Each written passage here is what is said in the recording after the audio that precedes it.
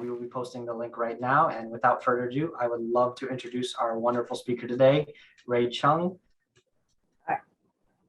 All right, so we're very happy to have Ray Chung Fuji here with us today. He is the CEO and co-founder of Box Jelly. Box Jelly is Hawaii's very first co-working space, and he started this company as a college student studying at Chaminade University and has expanded his company to 3 different locations in Hawaii.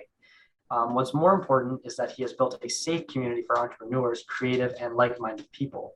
Ray Chung is a graduate of Mid-Pacific Institute and Chaminade University, and he has a BA in International Trade and Finance.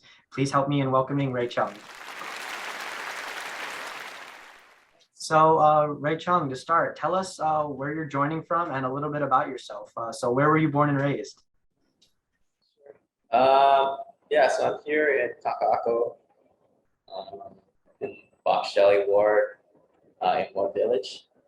And I'm born and raised in town, all around town, downtown, Kiki, Manoa. Yeah. Co-working is a very new idea to Hawaii. So when you created Box Jelly, where did you come up with this idea? It's kind of serendipitous. So I had a internship in college when I was in the Hogan program, and I was in Shanghai, and I stumbled upon my first co-working space there as part of my internship. And then my co-founder, Tony, he had got stuck in an airport in Seoul, Korea, and ended up at the airport lounge. So, you know, one day when we both were back in town, he was like, "Hey man, you don't know it yet, but you're part of my team."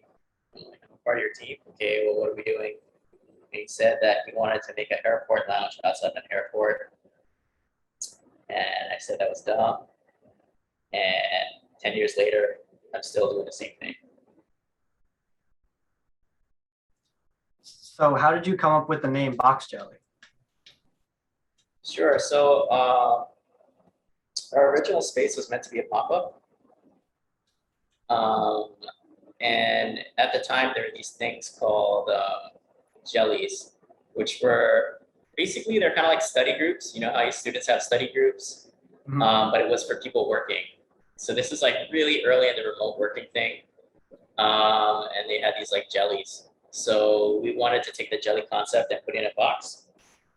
But also because we're a pop-up, you know, the box jellyfish, about a week after the full moon, they come and they hang out and sting a bunch of people for like, you know, whatever, 3 days, and then they disappear again. So because we're a pop-up concept and we're doing jellies, we thought it was an appropriate name. That's super cool. But so was it really difficult to sell the idea of a co-working space since you guys were the first? Yeah, it took years. I remember we were like super excited when we first opened, and like no one showed up for like months and months. And then we had like 1 or 2 people for like months and months. And then we had like 4 people for like years or something like that. So it was like, I would say even to this day, like the competition at that time, and to this day, the competition isn't really with other co-working spaces, but it's more just about like an ignorance of what co-working is. Ignorance is a strong word, but just getting awareness out there, you know. It's like it's a service that and a product that a lot of people could find useful, and you know, they just once you try it, you're like, oh, okay, now I get it, you know. But for people to even understand that it's a thing, it's an uphill battle, and like strangely enough, WeWork kind of helped us, but they imploded. So as you slowly started to build up your business, like what kind of marketing tactics did you find that were most effective for reaching your new members? Obviously, you have a lot more members than you started with. Yeah, so we don't really do a lot of traditional marketing. I mean, we do have an Instagram page, you know, or account, I guess. But you know, in the beginning, and I think probably what made us able to last is we did a lot of community building, a lot of events. a lot of trying to bring people into space and just be useful and helpful. And people kind of started to get a little bit what we're doing. A lot of people just like went to the events and thought it was an event space, but some people were kind of catching on, like, oh, this is what it is. And it was very, very program driven. And now with COVID, we can't really do a lot of programs and stuff, but we still don't. I think we've done like one ad in a magazine. You know, never we don't really do paid ads or anything like that. So it's just all like organic for us. So very much word of mouth, and kind of if you got to just know people and really build just a wonderful community. Mm-hmm. Yeah, part of it too is we don't like we're open, but we're not necessarily trying to build something for everybody. Like we just want to build something that the people get it, that get us and get our community want to be a part of. So I don't think, at least for the box jelly specifically, it's something that we gotta get out there like in a huge way. But I don't know, maybe it'll change one day. No idea. So when you guys originally started off, and you just told us the story about how you started off and you thought, the airports was weird and stupid, but what were your initial goals? So you decided to start Box Jelly in Hawaii. What was kind of your idea? What were you thinking of? Yeah, we just want to stay. So Tony and I had just graduated from college, and we're both like born and raised here, and we wanted a way to we wanted a job, and we figured the best way was to make our own job. And so co-working seemed like a way that we could create our own job and then help other people who were in the same position be able to stay as well. So how did you know that your idea was something that you wanted to commit full time? It was kind of like it wasn't love at first sight for sure, but it was more like a slow thing. So when we first kind of had the concept, it was really weird and foreign to me. Like I remember the first time I walked in a co-working space, I was like, what is going on here? Like, who are all these people? Like, I don't get it at all, And then, as we started, so we did it as our senior project in college, right? And, as we did more research and we took a trip out to New York and LA to look at co-working spaces that are booming and stuff, we started kind of clicking with us and we started getting it. And then, it's kind of funny, like we're not like doctors or anything like that, but I think that I know we have like an impact on people's lives that's very helpful. And like I think like every once in a while someone expresses their gratitude, you're like, oh, okay, cool, it's working. Like forgot it was working. It's very tiring, but you're like, oh, okay, cool, like it's still working, we should keep going. Yeah, something like that. So out of all the different co-working spaces, you guys obviously wanted to make Box Jelly unique. So what would you say makes Box Jelly unique?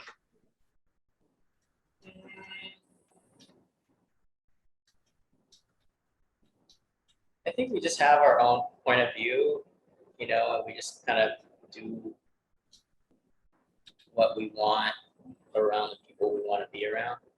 And yeah, like there was a time where I was like super strategic, like early on, I was like, I gotta do this, I can get this, and then like later on, I'm just like, like let's just do what we like as to the best of our abilities and do things to help our members, and if we're able to do that, then that's gonna be our strategy, and that's kind of how we've been running it for the past, I don't know, maybe like 6 years, 5 years.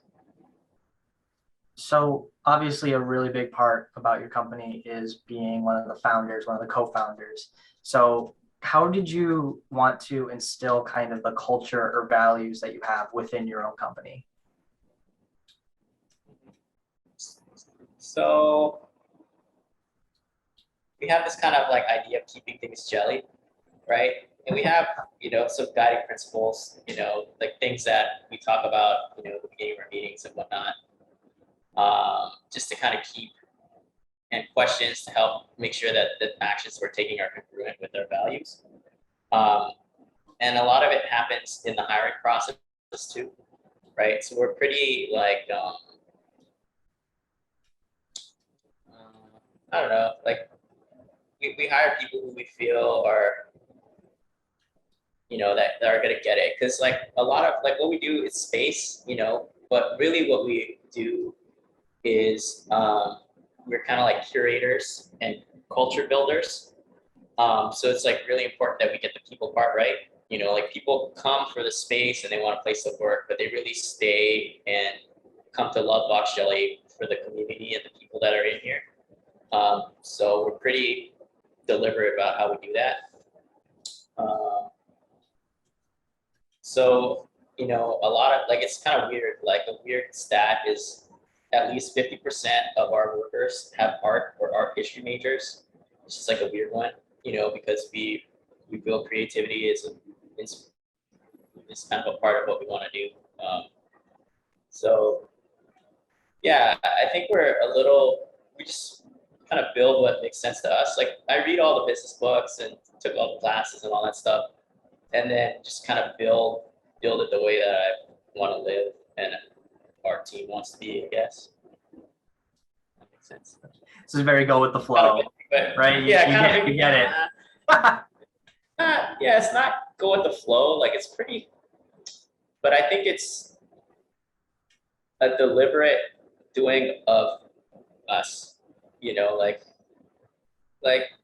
Like I read like all this. I read a lot all the time, so it's like I've probably read, I don't know, like 100 business books, and I do like all the seminars and all the stuff. So it's like I get a lot of info, and then I just take things that make sense to me, and then I just integrate that into the company.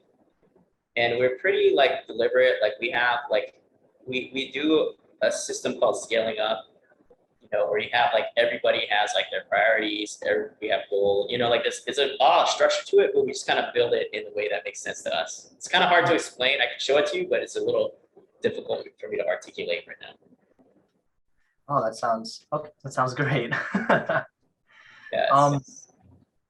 So I guess up to this point, what would you say has been the most rewarding thing about founding Box Jelly? Like, what have you enjoyed the most about starting this company? It's fun to create things from nothing. I think that's pretty fun. And, it's rewarding when I like it particularly when people are like, hey, like I was gonna leave the islands, but I decided to stay because I've joined Box Jelly. Like when I hear that, I'm like, oh, okay, cool. Like we're doing what we're supposed to do. Yeah, and then it's fun. Like we had, a couple of like people meet in the space and get married and have kids and stuff. So that's always cool. Because you're like, oh, that's cool. Like we weren't there, like, they probably would have met. Like that's fun. Um, yeah, so I'd say like the most rewarding things are just seeing like the people part, you know? Yeah. Yeah, the people.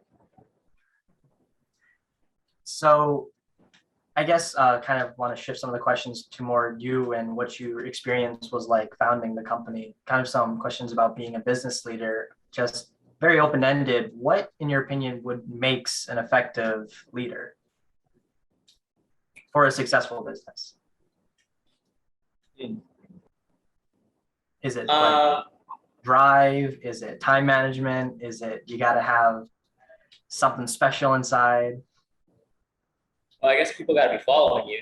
So whatever makes that happen, right? Or else you're not leading anyone.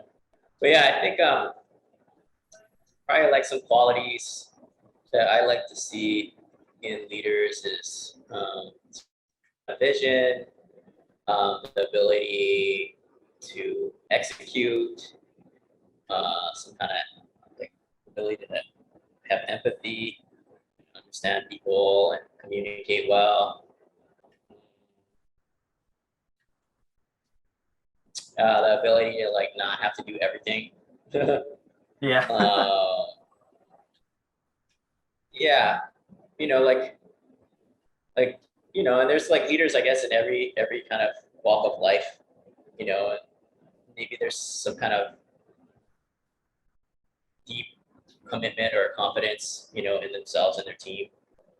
Mhm. Yeah, those are kind of things that I see are the leaders that I look up to, I guess.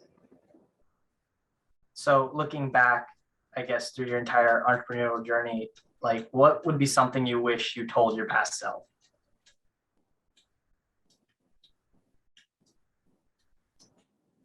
Buy more Bitcoin.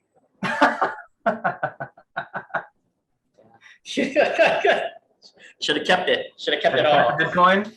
Should have kept it all. Yeah. Yeah. We started playing around with that in like 2013, so it would have been good if we would have kept that.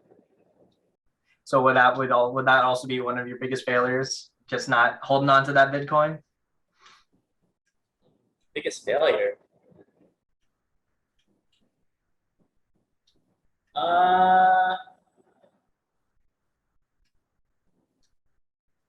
I think like in the beginning, I don't know if it's a failure, but probably, and it kind of brought me to where I am today, but I probably would have like tried to be more balanced earlier on. You know, like I was pretty focused on building the business, and you kind of need that to really do it. But I probably would have tried to have a little bit more balance, because that caused some trouble in a lot of different areas. So how do you balance now all the work you have with your relaxation and kind of your social life? So part of it is kind of reframing a little bit, you know, and I think that if I'm rested, I'll do better work and be more efficient for one, right? So like I used to be like, oh no, like stay up all night, or oh, like do every event and do all, you know. But Yeah. like it really to be efficient, it's much better to be well rested and healthy. You know, like I had a point in time where I would overwork myself to the point where I just burned out, and it doesn't feel good. Basically, you know, I sat like for like a couple weeks just like staring off into, you know, at the ocean, Yeah. you know, just like letting my brain recover. You know what I mean? So it's like, you know, and I've had, you know, close friends that got sick, you know, because they overworked themselves, and, you know, people lose their families and stuff because of that. So it's like work is important for sure, but, you know, I think there are ways to be more efficient with time. Like I really like this book called The One Thing. You know, and the whole book is basically a whole book about like this one question, and the question is like, what is the one, like when you're planning your day or when you're thinking about what to do next, it's like, what is the one thing that will make everything else easier or not necessary, right? And so that's basically about leverage, right? And just doing the most important things. It's really easy to get caught up in like all the little things that fly at you in a day, like, you know, but you got to kind of like think about what's the most important use of our time, and then start with those and the things that are going to make the greatest impact, and just make everything else easier. So that was a pretty good one. And then just getting a good team that you can trust, that's just good at GSD and just get it done. That's pretty clutch. You know, and then, you know, with exercise too, it's the same, you know, exercise, meditation, you know, it's the same thing where it's just like, if I don't, like, I like to surf, right? If I don't surf, I'm hella scattered and weird, you know? So it's like, I'm more efficient at work if I take the time to do that, you know? So very much finding whatever outlet you can. Yeah, and there's balance too, you know, it all goes in cycles, you know? So like we have, like one of our guiding principles is like balance, and there are 3 different types of balances we have, but one of them is like, there's a time to work, there's a time to rest, there's a time to reflect, right? So it's like, there are times where, you know, I'm cranking out like, you know, whatever, 12, 14, 16-hour days, like back to back to back to back, you know, but unusual, you know, it's pretty balanced, and there's a time to rest, you know, like maybe, I don't know, something falls apart or whatever, and maybe it's just time that we're supposed to rest, you know, so we just rest, you know, and there's a time to reflect, like that same situation, you know, something fell apart, you rest for a little bit, think about what went right, what went wrong, and then say, okay, cool, it's time to work again, and you go. So I think there's like I don't think balance is like an end goal, but it's just like a like a way of it's a constant thing that moves, and Yeah. you don't have to chase it. You just keep it, just let it go. So on your journey, I guess, from learning the work-life balance, obviously something that many beginner entrepreneurs uh, handle and deal with is the feelings of doubt, worry, and anxiety about their business. Because obviously, when you're starting out, things can be very up and down. You don't know what's going to happen. So I guess I can ask, how did you manage those feelings in the beginning or even now?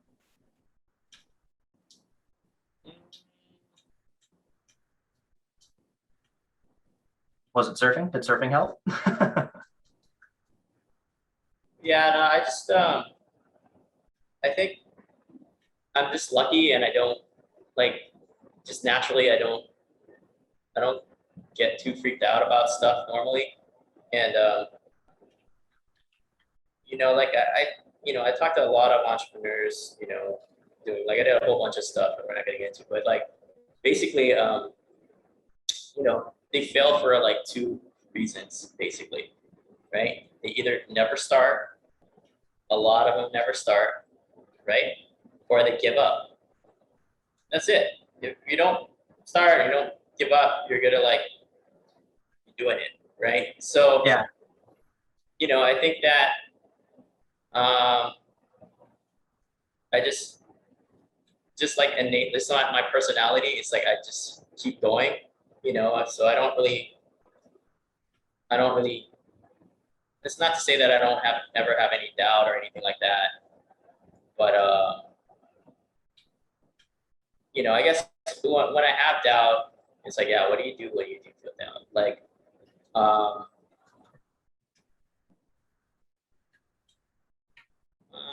I guess assess the situation and see if it's worth it to keep going first, right? Mm-hmm. And if it is, then it's okay to be afraid, but you just you gotta do it anyways, right? It's like Yeah. asking out a girl or whatever, right? It's like you might be afraid, but you still gotta do it anyways, right? So it's like, um, yeah, I think there are a lot of moments like that. The toughest ones I think are where those kind of feelings come up for me is when it has like it affects other people in a way that's substantial, So it's like, I got like employees and stuff, like if I mess up, I can mess up their lives. They have kids, you know what I mean? So it's like you got to kind of make like sound decisions. So sometimes when I think about it a lot, it gets like that. But um,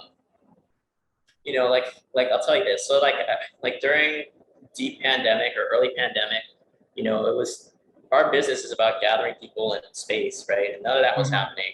And I remember having a conversation, and one of my employees was kind of like freaking out and talking about all the stuff that was going wrong or could go wrong and all that. Mm-hmm. And it's just like I was like, look, man, like if we look at the wall, we're gonna crash into the wall. We must keep our eye on the road, right? And figure out what we can do and just stay on the road. Don't look at the wall, look at the road and keep going, because we're going, 200 something miles an hour, right? So just Yeah. stay on the road. So I think that's kind of like the thinking is just like of course you're aware of like cash position, you're aware of like whatever the whole SWOT stuff and all those things, and you know what's going on, but really the focus is on like how to get through it or how to get to the next level or whatever the goal is, right? And that's kind of where I try to focus. So I guess going back to that book that you're talking about, the one thing, you would probably say that would be the one thing that motivates you to keep going every day. I just enjoy it, I think. Just enjoy the entrepreneur life. Yeah, I don't know why I enjoy it. I could probably think about it and come up with some ideas, but I think for me, it's fun.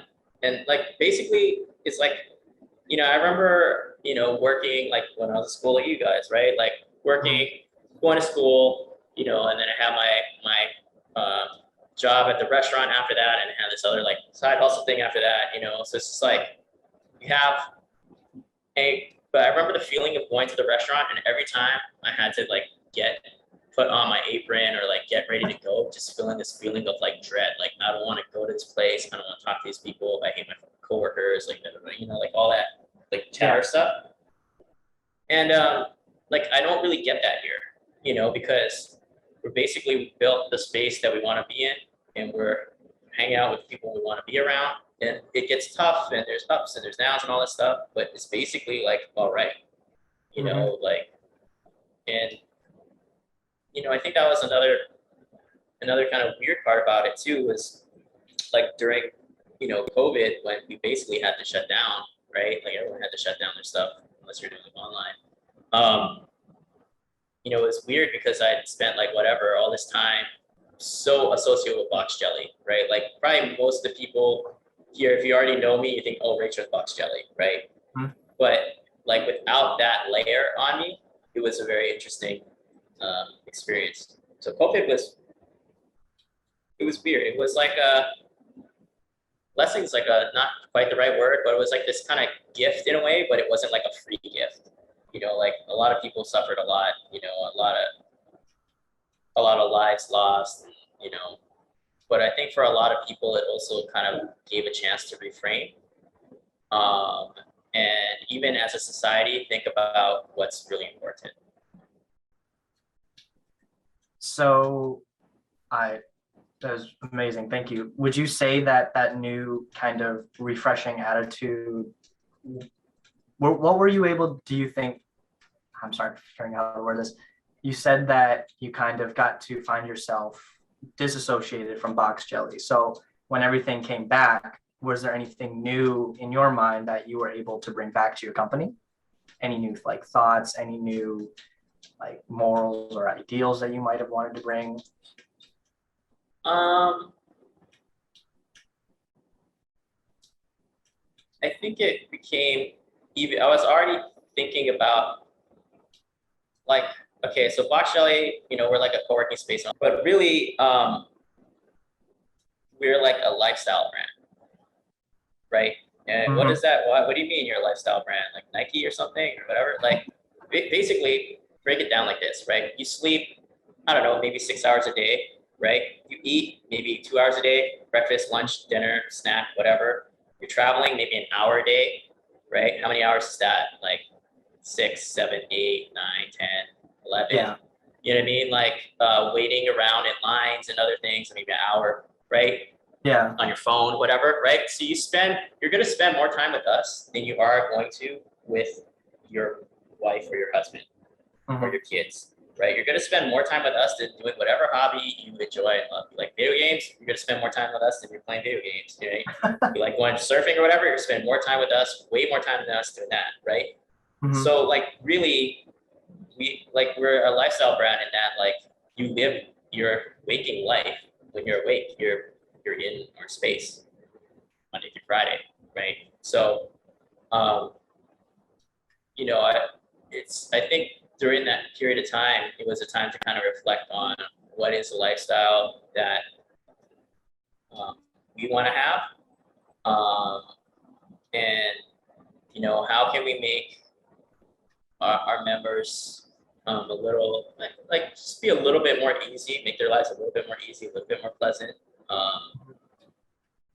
And for the Box Jelly company, right? We have all these different things going on. But for Box Jelly, it's like the lifestyle thing, I think, was like the real shift, I guess. Oh, okay. Well, we're going to take a break from these questions real quick so we can give you just some quick lightning round questions. So we just have really 6 quick questions for you, something fun, just for us to relax real quick. So what was the last thing you ate today? I ate a cookie. What kind of cookie? Someone brought like a cookie. Man. Yeah, I think it was like maybe white chocolate or something. It was pretty tasty. Well, you make it yourself or you get it from someplace special? Nah, some member just, because I went to the coffee shop and I was like, hey guys, we have any cookies left? Kind of like want a cookie. And like we sold out. I was like, oh, that's good, but also bad for me. And then they said, oh, this member just like left some cookies on the table. I was like, yes. So I don't know too much about the origins of the cookie, but it was tasty. That was me. That would have been my favorite memory. Founding Box Jelly. Just get free cookies. Yeah, you get a lot of free snacks. It's great. I know another one of the questions on here was, do you prefer coffee or tea? But I noticed you have try coffee on your shirt. So I think that answers that question. For coffee. Yeah. Do you like black coffee? I like to take my coffee black. Yeah. Yeah. We started the coffee shop in January. And I wasn't too heavy into the coffee before, but now that I kind of can taste the little subtleties and stuff, the coffee all the way. So what was your first job? So as you're growing up in Hawaii, what was your very first job? I was at JCPenney, and I was kind of like watching over the men's Aloha shirt section. Yeah, but I didn't like it too much. There was this lady that made me do, like she was older than me, so she like made me do like all her work, but I had no idea that that's what was going on. Yeah. I think we all have PTSD from that one member. Yeah, that we used to was, work with. yeah, that coworker she was weird, but it was cool in its own way. But yeah. So what compliment do you think you received the most?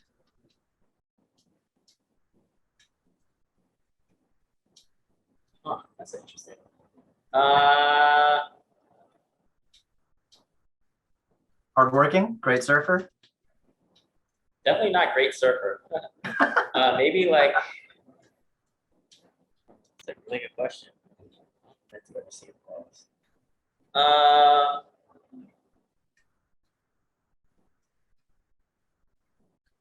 don't know. Yeah, I gotta think about that. I'll send you an email. Yeah, that's an interesting question. Yeah. So, okay, then just two more quick ones. So what's your favorite snack on island? You gotta choose one. I know we got plenty of good snacks. Let's say you're going on a plane, going to Vegas, you gotta get to one thing with you. What you taking? Um, Probably like a leading gummy bear, but like a Haribo, like the harder ones, not like the super squishy ones, but I like the ones that are like. Yeah, those are really good. Yeah, and not the powder, like the ones that are a little bit juicy. Someone gets all over your fingers. Yeah, I like that. That with a hard gummy bear is like, it's good. I like that. Actually, I should go get some at Target alongs right after this. Yeah, those are really good. So Or I like guess last. Oh, sorry, I let you go. or a solid boba. Ooh, what's your favorite boba spot? Oh man, I haven't been there in so long since the pandemic, but it's Hiri tea. Hiri tea.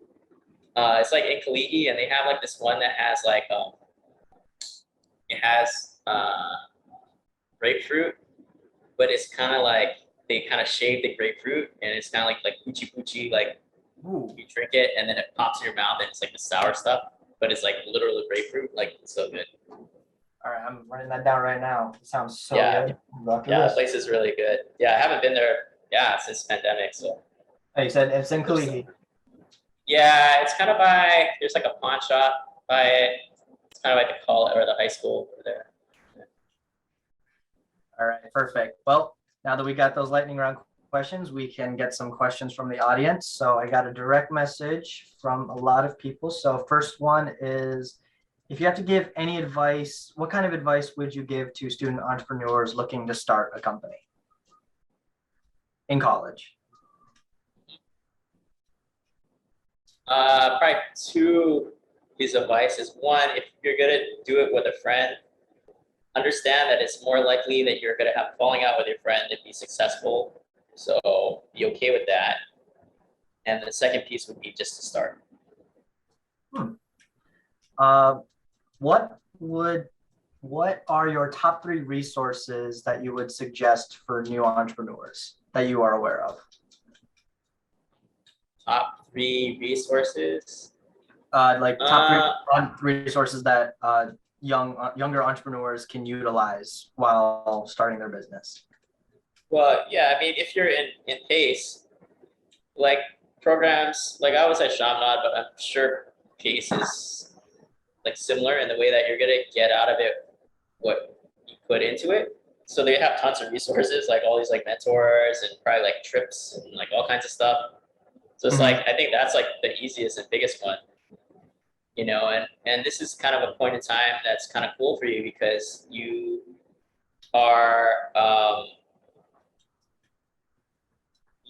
you're young and you're in college, so like people will want to help you, so you should probably the next would be like the community, like talk story with as many people as you can that are doing something in line with where you want to be or what you want to be like, and just like pick their brain. Um, and then um, yeah, that's it. That's all. That's good. All great resources. So we got one from Travin. He says, as someone who loves working in co-working spaces but have not been to one since the pandemic, how do you believe the behavior and culture has changed by members in space? If you have noticed any changes at all.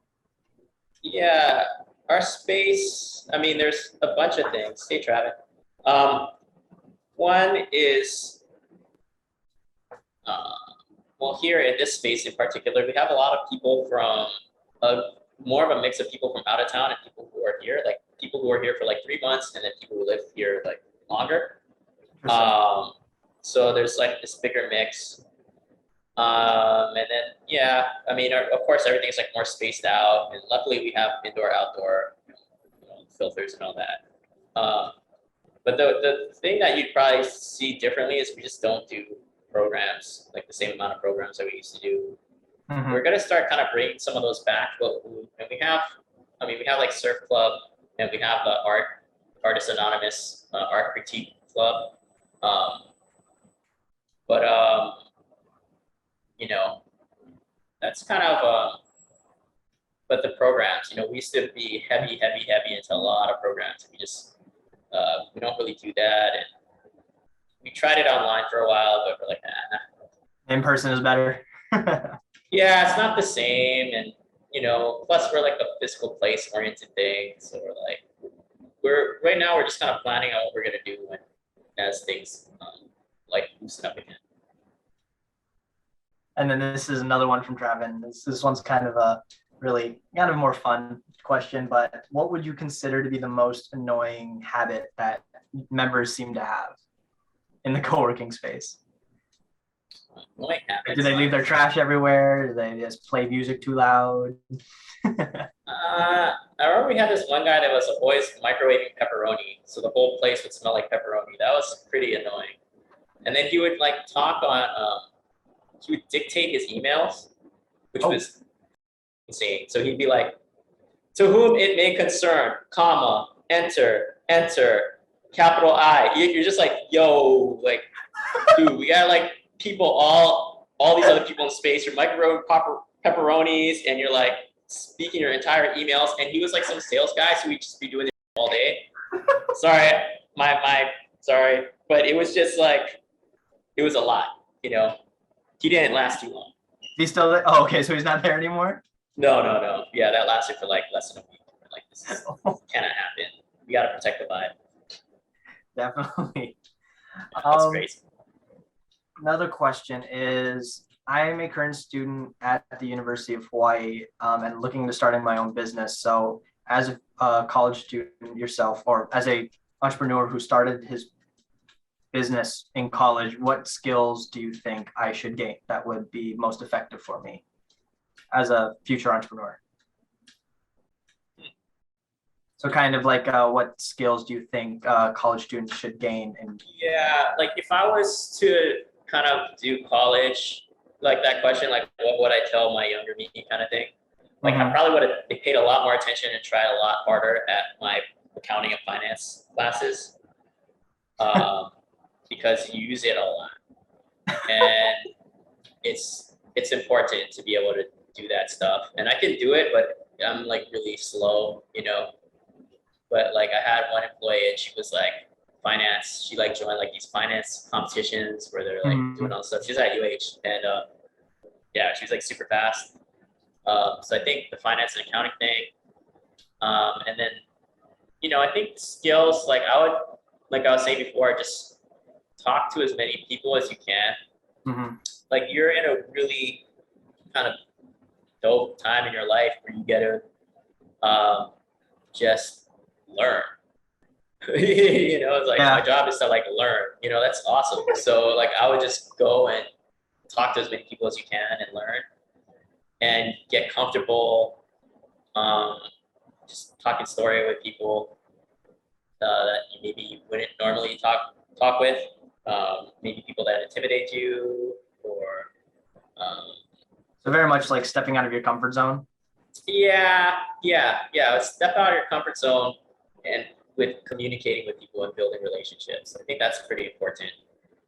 And then, if you have a chance to take some kind of like leadership position in the club or something, it's a good Mhm. time to do it because there's very low, uh, like if you fail in school, like it doesn't, it's Yeah. it's okay. It's not like you're like, oh, I just lost like, a ton of money or like, like messed up Someone someone's just life or something. Yeah, it's like it's a different stakes, so it's a good time to practice that stuff. Okay.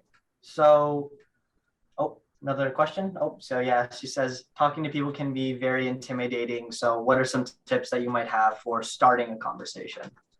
What are some good conversation starters? Yeah, it's funny. Like when I started, uh, like me and my co-founder Tony would go to like these like events, and it's funny because Crystal and Tracy were there too, but like I was so like scared to talk to people. Like Tony would Mhm. literally like push me into conversations in circles of people, and I'd be like, ah, So I definitely get the feeling there. Mhm. Um, and I think it's just try to allow yourself to be curious about them, Mhm. and then be okay with asking, questions, lighter questions at first, of course, and then going into the deeper ones later. But like, um, if you can, get curious about who they are, I think it's helpful. Very much getting to know one another rather than, just talking about business, really connecting with people, right? Yeah. Like I think that, I mean, it's more entertaining, I think, and you know, I mean, sometimes there's situations where you just want to get like, I'm at the DMV, like, I don't want to talk too much. Like some people do, but they're holding up the line, and we're all trying to get our license renewed. But yeah, I mean, for the most part, I think it's there's a lot of people in the world, and I think, and a lot of people doing business, so I think that you could probably go pretty far by just doing business with the people that you want to do business with, and you like. That's kind of how I do it. I think I could probably like I probably could do it differently and like do this some crazy stuff or whatever, but I I'm okay taking the slow path and just working with people that I have relationships with or uh, I feel them out for a while and we're watching each other and respect each other or something like that. Like I prefer that. All right, that's amazing. And I definitely need to learn how to do that. Just kind of like jump in head first and then slowly get relaxed into the Yeah, conversation. you need a Tony to push you in there. Yes, we all need a Tony. Yeah. All right, another question. In your personal opinion, what do you think Hawaii needs right now in order to grow kind of the entrepreneurial ecosystem that we have? Kind of a complex Leadership. question. It's a layered question for sure. I think we need leadership. Uh, I think that's there are actually some people that are doing some amazing things. Which like I was on this call. Like I haven't been. I used to be really into building startup ecosystem and all this kind of stuff, and I kind of fell out for a while. Mhm. staring at the ocean and it kind of stopped or whatever. But I think that, yeah, I mean, we just need more leaders, you know, more entrepreneurs, more leaders that care. People doing it with like a common set of values that are to help, the Mhm. community here in Hawaii. Help themselves too, of course, but like Yeah. not, there's it's it's funny, man, and it's just definitely harder here. How you know, so? How so? it's just well, the market is not as big, Ah. and so it's like for everything. So for customers, it's smaller. For Mhm. capital, it's smaller. For talent, it's smaller, right? So it's like I think I guess it depends on what you want to build, right? Like if you want to scale a really big thing, then it's going to be like super duper duper difficult. And I think it's actually changing, particularly since COVID. Mhm. People, especially like I have a feeling that people who have capital are also okay with this kind of dispersed working more than they were before because they've all been doing it. But I Yeah. don't have any like hard evidence on that. But I would assume that since we're all kind of feeling that way, that it's probably okay. And just the influx of people that we have in our spaces that are working remotely, Mhm. although they are saying that a lot of their companies are wanting to come back. But I think it's just I don't know, man. Like just, it's yeah, it's just a tough place. Sorry, dude, but yeah, No, it's I just kind of totally get tough it. here. Very, very complex question. Yeah, but yeah, I mean, yeah, I was super encouraged on the call. Like hearing, there's a handful of leaders, like Dawn from Elemental, just like crushing it right now. Like Melly was on there from Keone from Hawaii Investment Ready was on there, and Brittany from yeah. So it's like there was just seeing how people are thinking. Mhm. And I've talked to other really really kind of people doing amazing things like Mahina at Bye Bye, just brilliant. So we do have leaders. We just need more of them, and we need to let them. Hopefully, the powers that be continue to give them more power so they can make the change that they're working towards. Oh, well, thank you for that. Thank you for that. No, that was a very complex question. So we'll just have one more question, and it's very simple, very, very kind of relaxed. But obviously, you are a founder of a successful business. So who do you look towards for advice? Is it the 100 books? Uh, Do you have a secret mentor, family, friends? yeah, like it's funny that you asked that. So I had a string of mentors that were pretty important in my development when I was like basically like maybe high school, past your age, into my early 20s. And nowadays, like I look to myself for advice a lot. And I am working on.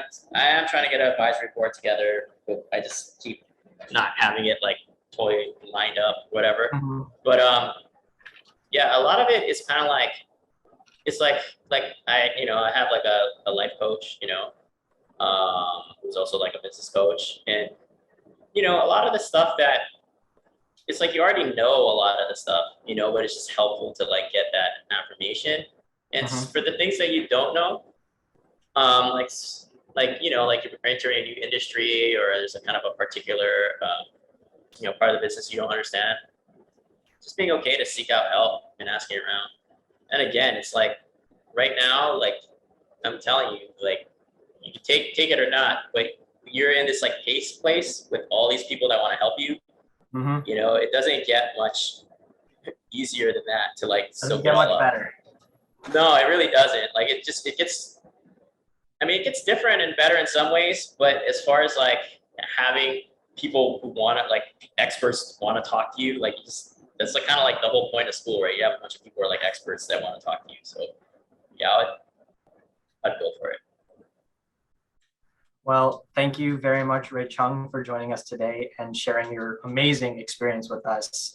I personally loved mostly everything that you talked about. I loved how you talked about your work and life balance, especially the one thing. I'm definitely going to be buying that book. Also going to be checking out that boba place. But I think all of us here can really learn a lot from everything that you've taught us. Do you want to say anything else before we close up? For me? Yeah. Oh, all right. I was like, who? Yeah, no, like, yeah, no. Thanks for your time. I wish we could have been all meeting in person. Hopefully, one day in the future we'll get to do that. If you ever want to come by and just talk story, I'm here a lot. We're in the same building as Piggy Smalls on the second floor. Box Jelly and Try Coffee. What about your other locations? Oh yeah, so we're also manage a space called the Sandbox, Entrepreneur Sandbox, and it's also in Kaka'ako, close to Japsum. It's probably the easiest landmark. It's the middle school. And then, yeah, those are our two focuses right now. Awesome. All right. Well, thank you very much, Ray Chung.